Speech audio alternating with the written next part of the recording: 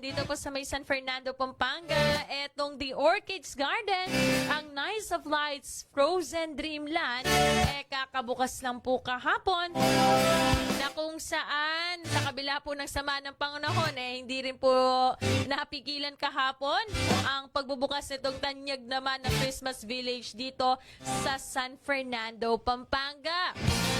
Alam nyo ba, pwede pong mamasyal ang buong pamilya at masilayan po yung mga makukulay at mga nagniningning pong mga dekorasyong pamasko.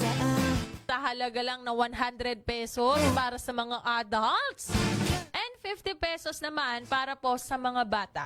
And I think 4 feet below, libre po ata. You can visit the page of the Orchids Garden for more information po regarding dito sa kanilang Nice of Lights Frozen Dreamland. Alam nyo ba, tampok po ngayong taon, kasi po itong The Orchids Garden, merong talagang, bawat taon ay merong mga tema, kumbaga.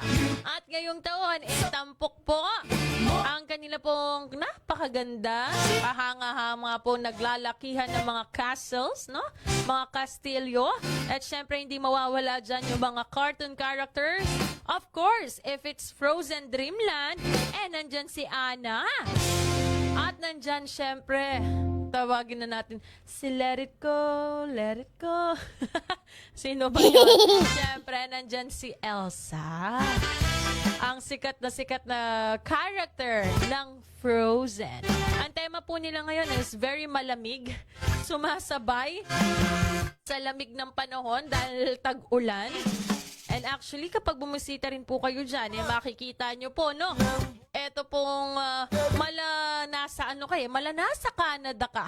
Nasa ibang bansa ka dahil may pa-snow effect sila na talaga namang ang mga bata ay mag-e-enjoy po.